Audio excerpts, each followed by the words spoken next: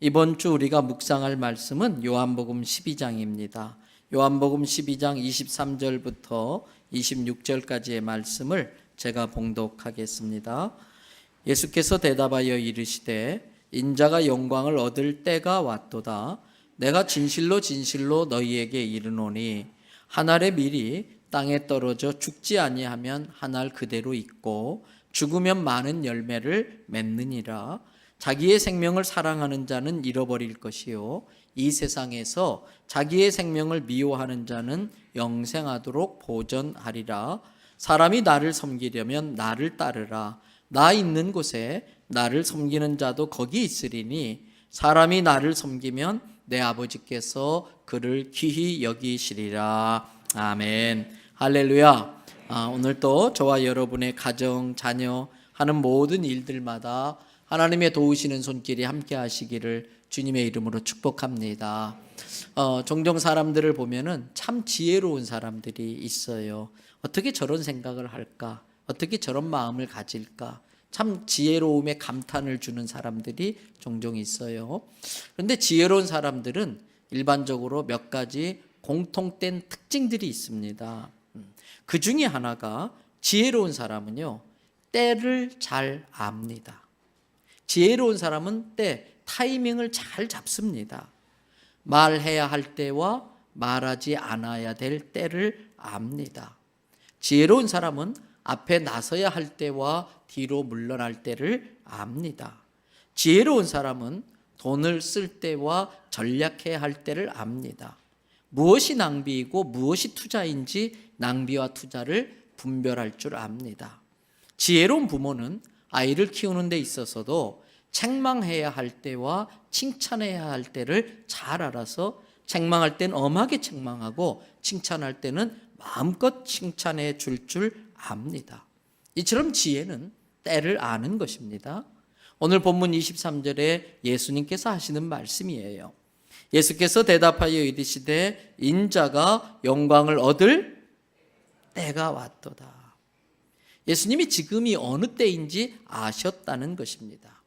지금이 인자, 곧 하나님의 아들 예수님께서 영광을 얻을 때라는 것을 아신고 하신 말씀이에요. 그러면 지금은 어느 때일까?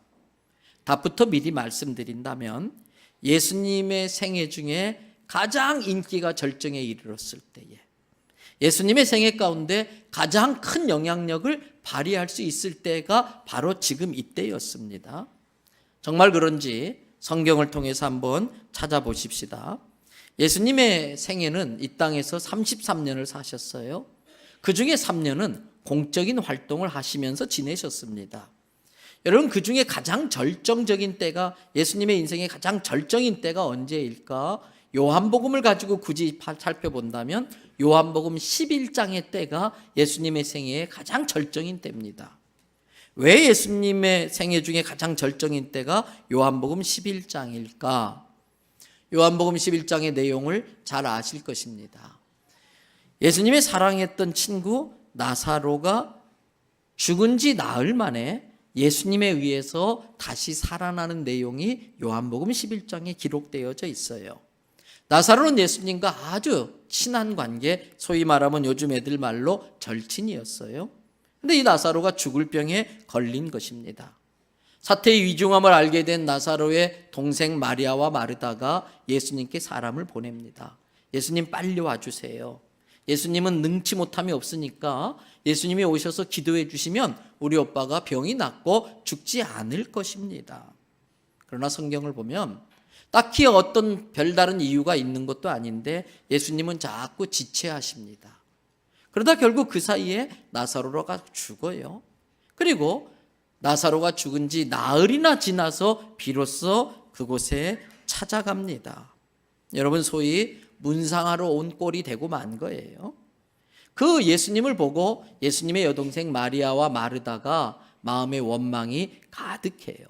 한번 볼까요? 성경 앞으로 넘기셔서 요한복음 11장 21절이에요. 다 같이 함께 읽겠습니다. 마르다가 예수께 여짜오되 주께서 여기 계셨더라면 내 오라버니가 죽지 아니하였겠나이다. 왜 예수님이 이제 오셨어요? 좀 빨리 오시지. 원망하는 마음이 가득한 거예요. 또 37절도 보세요. 그중 어떤 이는 말하되 맹인의 눈을 뜨게 하는 능력을 갖고 있는 이 사람이 일찍 와가지고 기도했었더라면 이 나사로가 죽지 않게 할 수 없었더냐. 예수님에 대한 원망이 있습니다. 그럼에도 불구하고 예수님은 그 사람들의 말을 개의치 않습니다. 그리고 나사로가 장사되어 있는 무덤으로 가셨습니다. 그리고 그 굳게 닫힌 무덤 문을 옮겨 놓으라는 거예요. 잘 아시는 것처럼 이스라엘 사람들은 바위에 굴을 파고 장사를 지내요. 시신을 안장합니다. 무덤 문을 옮겨 놓는 순간 그 안에는 시체 썩는 냄새가 확 풍겨져 나올 거예요. 그래서 돌문을 옮겨 놓으라고 하는 예수님의 말씀에 마르다가 이렇게 되물어 봅니다. 39절을 보세요. 그 죽은 자의 누이 마르다가 이르되 주여 죽은 지가 나흘이나 되었음에 어떻다고요? 벌써 냄새가 나기 시작합니다. 그 중동 지역은 낮에는 굉장히 열기가 올라가니까 벌써 시체가 썩어서 냄새가 난다는 거예요. 늦었다는 것입니다. 안 된다는 겁니다. 소용이 없다는 것입니다. 이미 죽었다는 뜻입니다. 그런데 예수님께서 그 마르다를 향해 이렇게 말씀하세요. 40절을 보세요. 내가 너한테 전에 말하지 않았느냐? 내 말을 믿으면 뭘 보게 된다? 하나님의 영광을 보게 된다라고 말하지 않았느냐? 왜 그걸 기억 못하느냐? 왜 그것을 믿지 못하느냐? 사랑하는 대연성결교회 성도 여러분, 예수님의 말씀을 있는 그대로 믿으면 우리도 하나님의 영광을 볼 수 있을 줄로 믿습니다. 예수님의 말씀을 그대로 믿으면 믿음대로 하나님이 일하여 주시고 그 하나님의 역사하심이 드러날 때에 우리는 하나님의 영광을 볼 수 있는 것입니다. 예수님의 명령에 따라 돌문을 옮겨놨어요. 예수님께서 하늘을 우러러보시면서 말씀하십니다. 요한복음 11장 41절부터 42절이에요. 중간에 아버지여 이 부분에부터 우리 같이 한번 선포하면서 읽어보십시다. 아버지여 내 말을 들으신 것을 감사하나이다. 항상 내 말을 들으시는 줄을 내가 알았나이다. 그러나 이 말씀하옵는 것은 둘러선 무리를 위함이니 곧 아버지께서 나를 보내신 것을 그들로 믿게 하려 함이니이다. 이미 예수님에게 믿음이 있어요. 나사로한테 명령만 해도 걸어 나온다는 믿음이 있습니다만은 이 둘러선 사람들이 예수님을 하나님이 보냈다는 걸 믿게 하려고 일부러 하늘을 우러러 하나님 앞에 감사와 기도와 내 기도를 들어주실 걸 믿는다고 하는 고백을 하신다는 거예요. 그리고서 예수님이 무덤을 향해 말씀하세요. 43절을 한번 보세요. 예수님께서 무덤을 향해 뭐라고 말씀하세요? 나사로야 나오너라. 크게 외치는 것 같지도 않아요. 나사로야 나오너라. 여러분 이때가 얼마나 긴박한 순간인지 혹시 상상이 되세요? 여기 계신 분들은 너무나 믿음이 좋으셔가지고 그러려냐고 그냥 넘어갈 거예요. 근데 막상 그 현장에 있는 사람들은요, 그때가 조마조마한 거예요. 아니 모두가 죽은 지 나흘이나 지나서 시체 썩는 냄새가 나는데 모두가 코를 막고 있는데 예수님이 그것을 향해서 마치 산 사람 대하듯이 나사로야 나와, 나사로야 나오너라, 그렇게 말하는 거예요. 근데 여러분 놀라운 일이 벌어졌어요. 44절을 보세요. 죽은 자가 수족을 배로 동인채로 걸어 나오는 거예요. 상상이 됩니까? 배로 온몸을 쌌는데 기겁할 일이지요. 놀라 기절초풍할 일이지요. 비명을 질렀을 거예요. 그러나 잠시 뒤에 그 모든 동요맨 걸 풀어낼 때에 나사로가 멀쩡히 살아난 걸 보고 사람들이 막 바로 이 순간이 예수님의 생애의 최고의 절정, 예수님의 영향력, 예수님의 능력이 가장 높이 올라간 그 순간이었었어요. 그러자 모든 사람들이 오병이어의 기적을 일으키신 저 예수님, 병든 자도 말씀 한마디에 고치시는 저 예수님, 저 무섭고 더러운 귀신들을 말씀 한마디에 명령해서 쫓아내는 능력의 예수님, 그리고 죽은 지 나흘이나 지나서 시체 썩는 냄새가 나는 저 나사로도 살려내는 예수님, 우리 저 예수님을 왕으로 모십시다. 이때 제일 기분 좋은 사람들이 누군지 아세요? 예수님의 제자들. 야, 우리가 중간에 포기 안 하기를 정말 잘했지. 그때 좀 힘든다고 그냥 되돌아갔으면 이런 날이 올 수 없었을 텐데, 드디어 이제 예수님이 저 못된 로마 군인을 물리치고 드디어 이 이스라엘의 왕이 되시는구나. 그럼 나는 어떤 자리를 차지할까? 예수님이 최고 인기 올라가는 그 순간 제자들이 자기가 차지할 한 자리를 생각하며 너무 기분 좋아하는 그 순간이에요. 여러분, 그러면서 성경은 요한복음 12장으로 넘어갑니다. 성경마다 어떤 성경은 별명이 있어요. 여러분, 예를 들면 히브리서 11장은 우리가 뭐라고 불러요? 믿음장. 고린도전서 13장은 뭐라고 별명을 붙여놨어요? 사랑장. 근데 신학학자들이 이 요한복음 12장에 별명을 붙여놨는데 예수님의 영광에 대한 장 그랬어요. 뭐에 대한 장이라고요? 예수님의 영광을 나타내는 장이다 그랬어요. 그도 그럴 것이 요한복음 12장 1절부터 8절까지는 마리아가 예수님께 아주 값비싼 향유를 깨트려서 붓는 내용이 나와요. 여러분, 구약 성경에서 기름을 붓는다 할 때에 기름을 부어서 그 사람의 직책을 인정하는 그러한 직분은 세 가지가 있어요. 왕위에 올라갈 때 왕에게 기름을 붓습니다. 그리고 선지자가 될 때에, 신학교를 졸업하고 선지자가 될 때에 기름을 부어요. 그리고 대제사장의 자리에 올라갈 때 기름을 부어요. 지금 마리아는, 옛날에 어떤 학자들은 마리아가 몸 파는 여자였다고 그랬어요. 근데 예수님 만나서 삶이 확 바뀌었어요. 자기의 인생을 변화시켜 주신 게 고맙기도 하고, 또 자기 오빠 나사로를 살려준 것이 너무나 감사하기도 해서 그 비싼 향유를 깨트려서 예수님께 부었습니다마는, 본인은 아무것도 모르고 한 일이었지만 하나님은 그 마리아의 행위를 통해서 예수님이 곧 진정한 왕의 왕이시고 참된 선지자이시고 우리의 진정한 영원한 대제사장이라는 것을 드러내는 퍼포먼스를 하게 했던 것입니다. 그리고 이어서 요한복음 12장 12절부터 19절까지 예수님께서 어린 나귀를 타고 예루살렘에 입성하는 내용이 나와요. 그 예수님을 보자 백성들이, 야, 드디어 예수님이 우리의 왕이 되어서 들어오시는구나.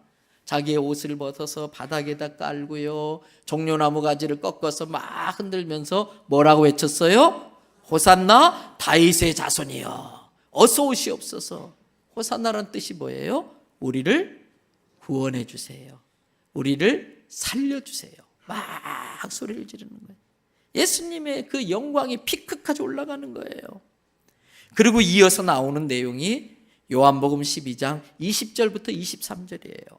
20절에 보니까 6월절 명절에 예배하러 올라온 사람들이 있었는데 누구라고 그랬어요? 헬라인, 이방인이에요. 이방인. 근데 구약의 선지자 예언이 되어 있어요. 이방인에게 경배와 영광을 받을 때에 예수님이 메시아임을 들어 알 수 있게 된다는 거예요. 여러분, 그 헬라인들이 빌립을 찾아와요. 왜? 빌립의 이름이 헬라어 스타일, 헬라어 이름이거든요. 그러니까 빌립은 저 헬라어를 잘 알 거다. 그리고 빌립에게 예수님 좀 만나게 해주세요, 우리가 그분을 경배하고 싶습니다. 자, 빌립이 안드레한테 이야기를 해요. 안드레가 어이구 내가 결정 못하겠는데 우리 가서 예수님한테 여쭤보자. 그리고 간 거예요.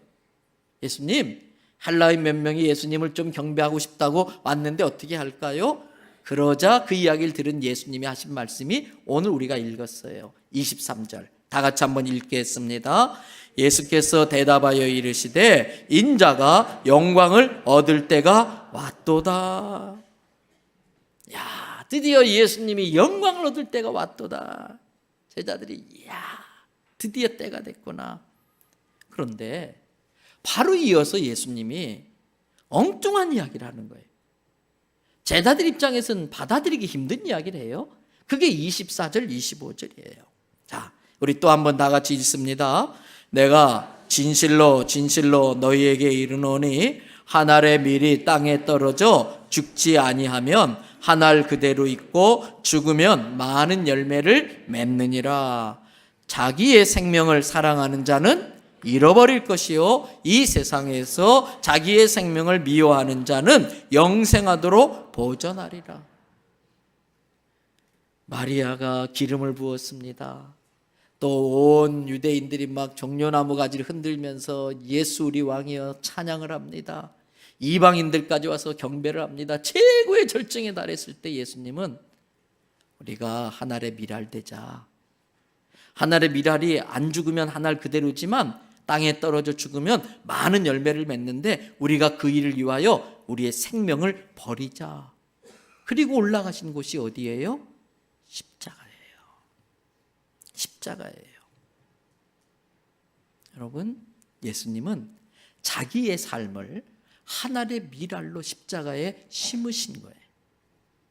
예수님은 자기가 십자가의 죽음으로 말미암아 수많은 영혼이 구원받을 수 있다는 걸 믿었기 때문에 기꺼이 자기 생명을 십자가에 죽이신 거예요. 여러분, 이 한 알의 미랄의 능력이 얼마나 대단한지 아십니까? 지금부터 약 150여 년 전입니다. 1866년 9월 3일 28살의 영국의 젊은 선교사 토마스 선교사가 평양 대동강변에서 참수형을 당해서 이 조선 땅에 순교의 피를 뿌리는 사건이 있었습니다. 이 토마스 선교사는 24살의 고향 한우버 교회에서 목사 안수를 받습니다. 그때 한참 영국은 선교의 불이 막 불타오르고 있었는데 이 젊은 24살의 토마스 목사의 가슴 속에도 동양에 대한 선교의 열정이 불릴 듯 일어났어요. 마약으로 만신창이가 된 중국, 수많은 영혼이 있는 그 중국, 내가 가서 그들의 영혼을 구하겠다고 런던 선교회에 파송을 받아서 배가 만삭이 된 아내와 함께 중국 땅에 들어옵니다. 그런데 여러분, 얼마 있지 않아서 며칠 되지 않아서 풍토병에 의해서 만삭된 그 아내와 태중의 아이가 죽는 일이 벌어지고 말아요. 토마스 선교사는 너무나 낙심하고 시대에 빠져서 중국 선교를 거의 포기하고 있었어요. 그러나 말씀을 읽고 기도하던 중에 다시 마음을 추스리고 내가 그래도 끝까지 복음을 전해야지. 그런데 그런 마음의 아픔이 있는 중국 땅엔 도저히 더 있을 자신이 없는 거예요. 근데 그때의 토마스 선교사에게 조선의 이야기가 들려집니다. 그때 토마스 선교사는 내가 조선의 복음을 전하러 가야겠다. 그러면서 열심히 조선 땅을 가슴에 품고 조선말을 배우고 조선 선교를 준비를 하는 겁니다. 그런데 그러던 그에게 마침 어떻게 내가 이 조선을 들어갈까 고민하는데 연락이 하나 왔어요. 미국의 상선 제너럴 셔먼호의 선장이 통역을 구한다는 거예요. 토마스는 이것이 하나님이 주신 기회라고 믿고서 거기에 신청을 합니다. 그리고 자기를 파송한 런던 선교회에 편지를 보냅니다. 저는 상당한 분량의 책들과 성경을 가지고 지금 조선으로 떠납니다. 조선 사람들에게 환영받을 일을 생각하니까 제가 가슴이 부풀러 올라 가슴이 벅차오릅니다.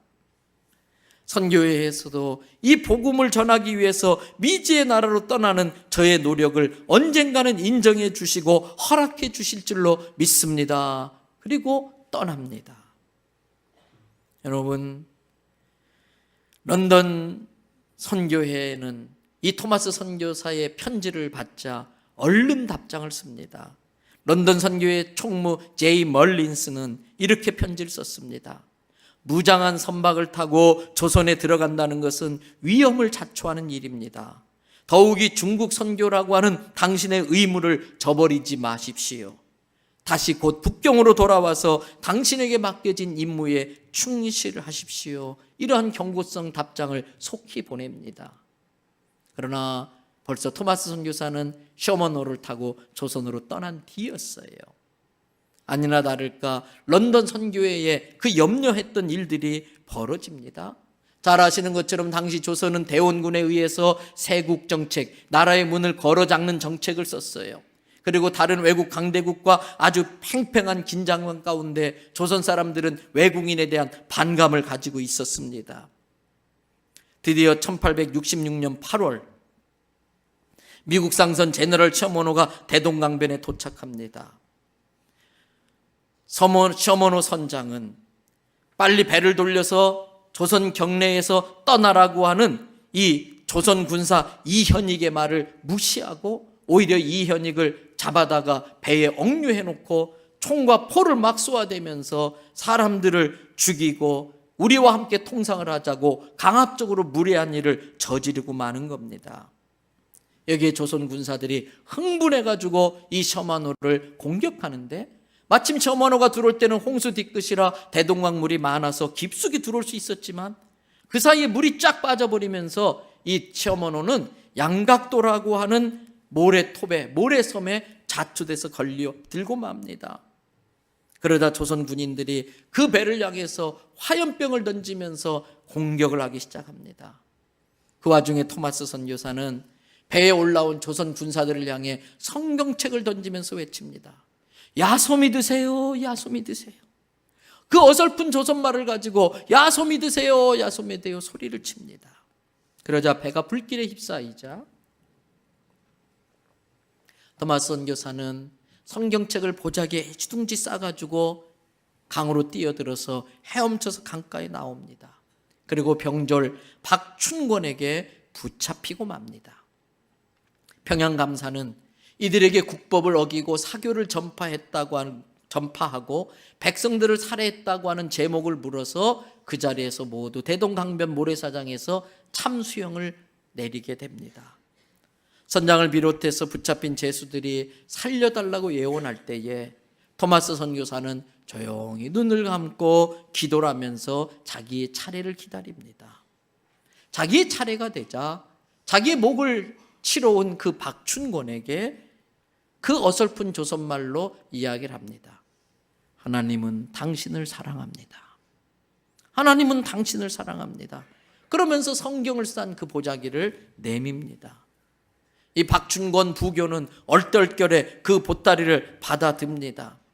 순간 토마스 선교사는 어설픈 한국말로 기도합니다. 하나님, 이 사람은 자기가 하는 일이 무슨 일인지 몰라서 하는 일이니 용서하여 주세요. 이 일로 조선 땅에 뿌려진 복음이 열매 맺게 해주세요. 그리고 그의 목은 떨어집니다. 여러분, 그 토마스 선교사의 목을 벤 박춘권 부교가 그때의 심정을 글로 남겨놓은 게 있어요. 옛날 한글로 이렇게 되어져 있는데 제가 풀어서 읽어봅니다. 내가 서양 사람을 죽이는 중에 한 사람을 죽인 것은 내가 지금 생각할수록 이상한 감이 있다. 내가 그를 치려고 할 때에 그는 두 손을 마주 잡고 무산말을 한 후 기도했겠지요. 붉은 배를 입힌 책을 가지고 웃으면서 나에게 받으라 권하였다. 그러므로 내가 죽이기는 하였으나 이 책을 받지 않을 수 없어서 이 책을 받아왔노라.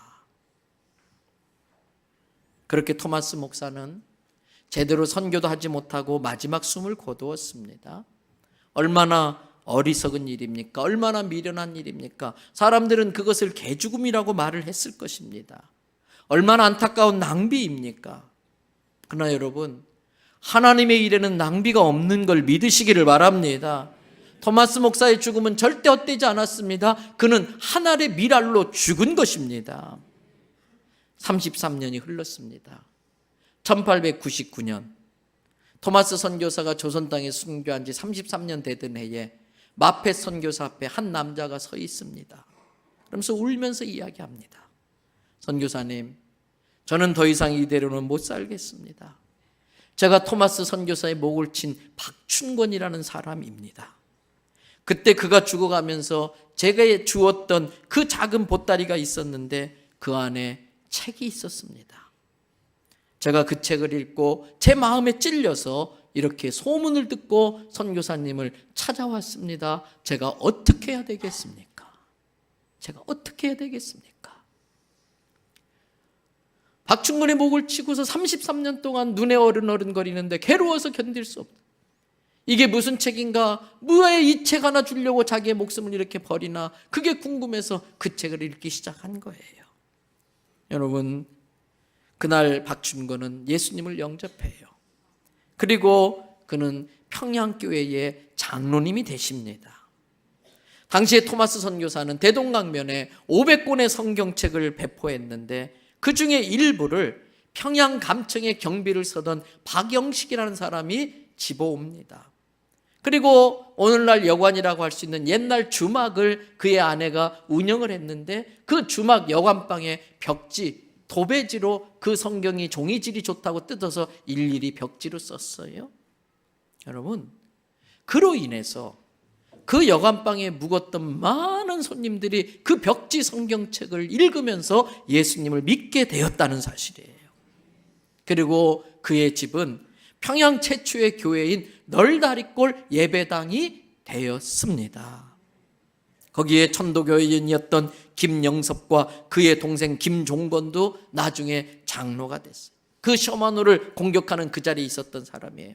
거기에 있었던 황명대는 셔먼호가 불타는 상황 속에서도 야수 믿으세요, 야수 믿으세요. 그 이야기를 듣고 그 소리가 길을 떠나지 않아서 나중에 예수님을 믿고 평양 초대교회 신자가 됩니다. 박춘권의 조카 이영태는 예수님을 믿고 미국 레널드 선교사가 성경 번역을 하는데 거기에 조사가 되어서 돕는 일을 하면서 성경번역위원회 한국 조선 사람으로 참여하게 되는 것입니다. 여러분, 토마스 선교사가 이 땅에 순교의 피를 뿌리고 153년이 지났어요. 지금 한국교회는 전 세계가 주목하는 교회가 되었어요. 선교사 숫자로는 미국이 제일 많이 선교사를 파송했지만 인구 비율로 볼 때는 우리 대한민국이 세계에서 가장 많은 선교사를 보내는 나라가 되었어요. 세계 기독교 역사상 이렇게 짧은 기간 동안 이렇게 기독교가 부흥한 적이 없었습니다. 그리고 전 세계에 이제는 미국보다도 비율적으로 더 많은 선교사를 파송하는 나라가 되어서 또 다른 하나님의 미랄로 나도 토마스 선교사가 돼서 또 다른 조선을 찾아 떠나는 선교사들이 많은 나라가 되었습니다.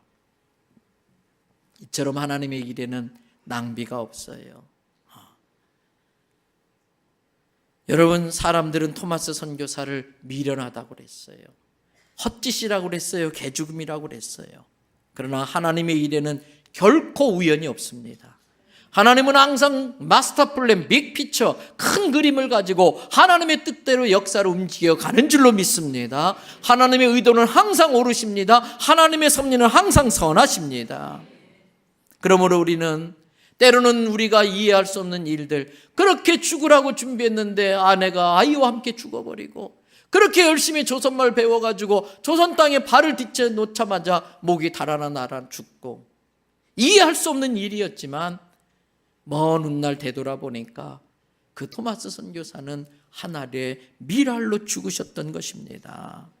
여러분, 이제 말씀을 마무리해 가려고 합니다. 우리가 예수님처럼 이 토마스 선교사처럼 하늘의 미랄이 되어서 땅에 떨어져 죽는다는 게 무슨 뜻일까? 우리는 그러면 먼저 토마스 선교사를 생각해요. 순교를 생각해요. 그러면 참 거창한 일이 돼요. 그럴 자신이 없어요. 목사인 저도 그럴 자신 없어요. 그런데 예수님은 하늘의 미랄이 되어 땅에 떨어져 죽는다고 하는 것을 우리에게 이렇게 가르쳐 주세요. 25절에서 자기의 생명을 사랑하는 자는 잃어버린다. 자기 생명을 막 지키려고 하는 자는 오히려 잃어버린다는 거예요. 그런데 이 세상에서 자기의 생명을 미워해서 하늘에 썩는 죽어가는 미랄로 내던진다면 영생하도록 보전해 주겠다. 그러면서 어떻게 하늘의 미랄로 떨어져 죽는 것인가를 26절에서 가르쳐주고 있어요. 우리 다 같이 함께 읽겠습니다. 사람이 나를 섬기려면 나를 따르라. 나 있는 곳에 나를 섬기는 자도 거기 있으리니 사람이 나를 섬기면 내 아버지께서 그를 귀히 여기시리라. 이 말씀 그대로 띄워놔 주세요. 그렇습니다. 하늘의 미랄이 땅에 떨어져 죽어야 영생하도록 보존된다. 그러면서 이어서 하신 말씀이 나를 섬겨라. 나를 따라라. 그러면 나 있는 곳에 나를 섬긴 자도 나를 따른 자도 있게 될 것이고 내 아버지께서 그를 귀하게 여기리라 이 말씀하셨어요. 여러분, 예수님을 섬긴다는 것은 예수님이 가신 그 길을 예수님의 말씀에 순종해서 따라간다는 뜻입니다. 그런데 눈에 보이지 않는 예수님을 어떻게 섬깁니까? 여러분, 예수님을 섬긴다는 것은 예수님의 몸인 교회를 섬긴다는 거예요. 예수님께서 자기는 교회의 머리이고 우리 성도들은 예수님의 몸이다 그랬어요. 그래서 예수님을 섬긴다고 할 때에 어제도 많은 분들이 와서 화장실을 청소하고 여기에 청소기로 다 진공 청소기로 이걸 빨아들이고 이 여러분 예배드릴 의자 하나하나를 기도하면서 기도하는 마음으로 다 닦으셨어요. 그것도 예수님을 섬기는 거예요.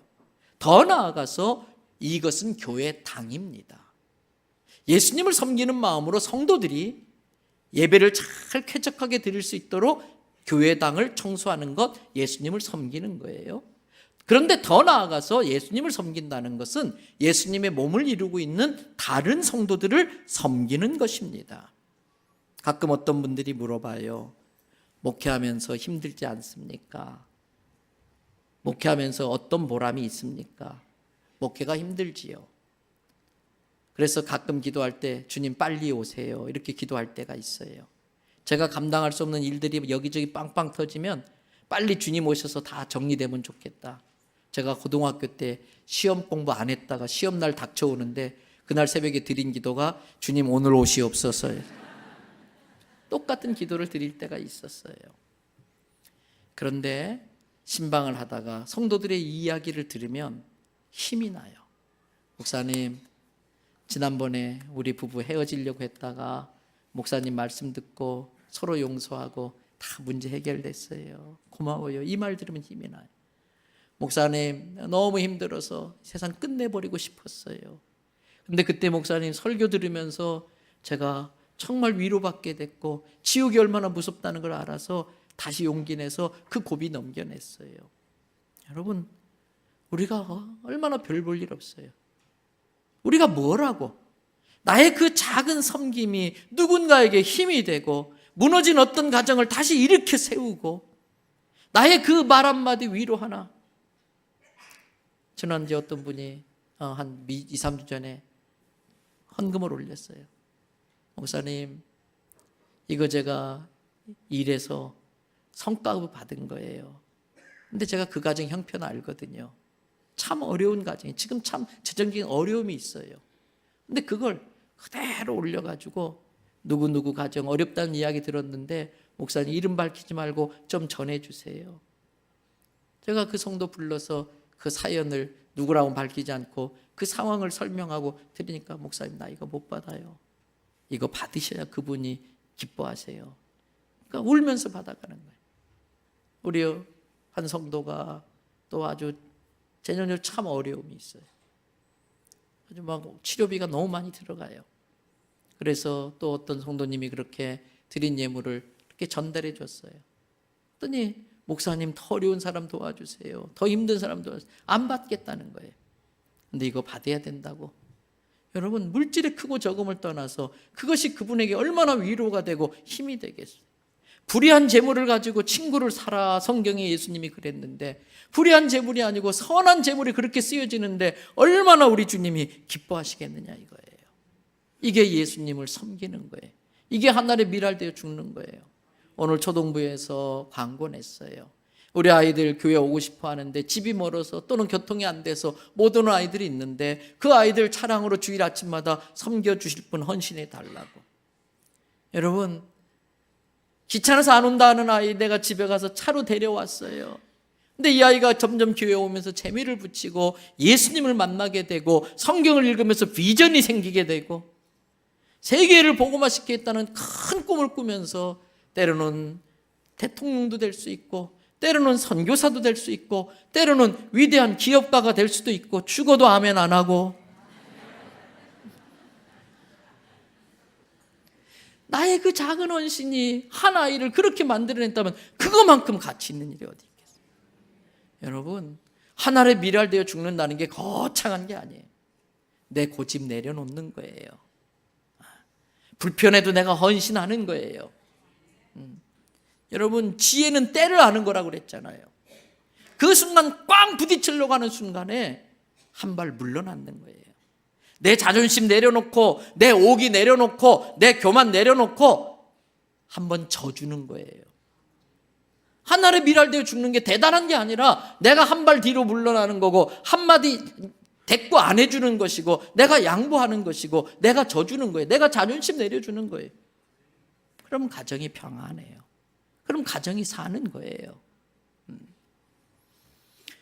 여러분, 그럴 때 예수님은 우리에게 놀라운 은혜를 베풀어 주시는데, 나를 섬기는 자는 어디에 있겠다 그랬어요? 나 있는 곳에 있겠다.